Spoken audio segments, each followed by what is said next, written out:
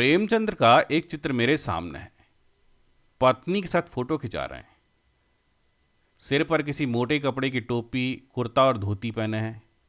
कनपटी चिपकी है, गालों की हड्डियां उभर आई हैं, पर घनी मूछें चेहरे को भरा भरा बतलाती हैं। पाँव में कैनवस के जूते हैं जिनके बंद बेतरतीब बंधे हैं। लापरवाही से उपयोग करने पर बंद के सिरों पर की लोहे की पतरी निकल जाती है और छेदों में बंद डालने में परेशानी होती है। तब बंद कैसे भी कस लिए जाते हैं। दाहिने पांव का जूता ठीक है, मगर बाएं जूते में बड़ा छेद हो गया है जिसमें से अंगुली बाहर निकल आई है। मेरी दृष्टि इस जूते पर अटक गई है। सोचता हूं फोटो खिंचाने की अगर ये पोशाक है तो पहनने की कैसी होगी। नहीं, इस आदमी की अलग अलग पोशाकें नहीं होंगी। इसमें पोशाकें बदलने का गुण नहीं है। यह जैसा है वैसा ही फोटो में खिंच जाता है। मैं चेहरे की तरफ देखता हूं। क्या तुम्हें मालूम है मेरे साहित्यिक पुरखे कि तुम्हारा जूता फट गया है और अंगुली बाहर दिख रही है? क्या तुम्हें इसका जरा भी एहसास नहीं है? जरा लज्जा, संकोच या झेप नहीं है? क्या तुम इतना भी नहीं जानते कि धोती को थोड़ा नीचा खींच लेने से अंगुली ढक सकती है? मगर फिर भी तुम्हारे चेहरे पर बड़ी बेपरवाही, बड़ा विश्वास है। फोटोग्राफर ने जब रेडी प्लीज कहा होगा तब परंपरा के अनुसार तुमने मुस्कान लाने की कोशिश की होगी। दर्द के गहरे कुएं के तल में कहीं पड़ी मुस्कान को धीरे धीरे खींचकर ऊपर निकाल रहे होगे कि बीच में ही क्लिक कहकर फोटोग्राफर ने थैंक यू कह दिया होगा। विचित्र है यह अधूरी मुस्कान। यह मुस्कान नहीं, इसमें उपहास है, व्यंग है। यह कैसा आदमी है जो खुद तो फटे जूते पहने फोटो खिंचा रहा है पर किसी पर हंस भी रहा है। फोटो ही खिंचाना था तो ठीक जूते पहन लेते या ना खिंचाते। फोटो ना खिंचाने से क्या बिगड़ता था? शायद पत्नी का आग्रह रहा हो और तुम अच्छा चल भाई कहकर बैठ गए होगे। मगर यह कितनी बड़ी ट्रेजेडी है कि आदमी के पास फोटो खिंचाने को भी जूता ना हो। मैं तुम्हारी ये फोटो देखते देखते तुम्हारे क्लेश को अपने भीतर महसूस करके जैसे रो पड़ना चाहता हूं, मगर तुम्हारी आंखों का यह तीखा दर्द भरा व्यंग मुझे रोक देता है। तुम फोटो का महत्व नहीं समझते। समझते होते तो किसी से फोटो खिंचाने के लिए जूते मांग लेते। लोग तो मांगे के कोट से वर दिखाई करते हैं और मांगे की मोटर से बारात निकालते हैं। फोटो खिंचाने के लिए तो बीबी तक मांग ली जाती है। तुमसे जूते ही नहीं मांगते बने। तुम फोटो के महत्व को नहीं जानते। लोग तो इत्र चुपड़कर फोटो खिंचवाते हैं जिससे फोटो में खुशबू आ जाए। गंदे से गंदे आदमी की फोटो भी खुशबू देती है। टोपी 8 आने में मिल जाती है और जूते उस जमाने में भी 5 रुपए से कम में क्या मिलते होंगे। जूता हमेशा टोपी से कीमती रहा है।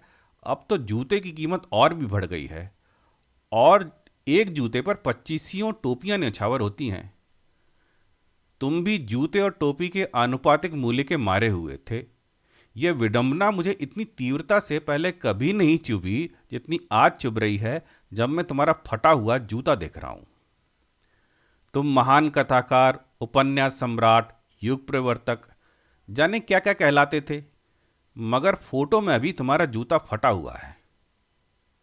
मेरा जूता भी कोई अच्छा नहीं है।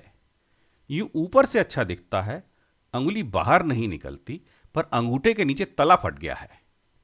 अंगूठा जमीन से घिसता है और पैनी मिट्टी पर कभी कभी रगड़ खाकर लहूलुहान भी हो जाता है। पूरा तला गिर जाएगा, पूरा पंजा छिल जाएगा, मगर अंगुली बाहर नहीं दिखेगी। तुम्हारी अंगुली दिखती है पर पांव सुरक्षित है। मेरी अंगुली ढकी है पर पंजा नीचे घिस रहा है। तुम पर्दे का महत्व नहीं जानते, हम पर्दे पर कुर्बान हो रहे हैं। तुम फटा जूता बड़े ठाठ से पहने हो, मैं ऐसे नहीं पहन सकता। फोटो तो जिंदगी भर इस तरह नहीं खिंचाऊं चाहे कोई जीवनी बिना फोटो के ही छाप दे। तुम्हारी ये मुस्कान मेरे हौसले पस्त कर देती है। क्या मतलब है इसका? कौन सी मुस्कान है ये? क्या होरी का गोदान हो गया? क्या पूस की रात में नीलगाय हल्कू का खेत चर गई? क्या सुजान भगत का लड़का मर गया क्योंकि डॉक्टर क्लब छोड़कर नहीं आ सकते? नहीं, मुझे लगता है माधो औरत के कफन के चंदे की शराब पी गया। वही मुस्कान मालूम होती है। मैं तुम्हारा जूता फिर देखता हूं। कैसे फट गया यह मेरी जनता के लेखक? क्या बहुत चक्कर काटते रहे? क्या बनिया के तगादे से बचने के लिए मील दो मील का चक्कर लगाकर घर लौटते रहे? चक्कर लगाने से जूता फटता नहीं, घिस जाता है। कुंभन दास का जूता भी फतेहपुर सीकरी आने जाने में घिस गया था। उसे बड़ा पछतावा हुआ। उसने कहा, आवत जात पनैया घिस गई, बिसर गयो हरि नाम। और ऐसे बुलाकर देने वालों के लिए कहा था, जिनके देखे दुख उपजत है, तिनको करबे परे सलाम। चलने से जूता घिसता है, फटता नहीं। तुम्हारा जूता कैसे फट गया? मुझे लगता है तुम किसी सख्त चीज को ठोकर मारते रहे हो।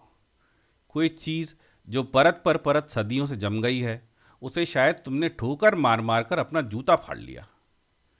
कोई टीला जो रास्ते पे खड़ा हो गया था, उस पर तुमने अपना जूता आजमाया।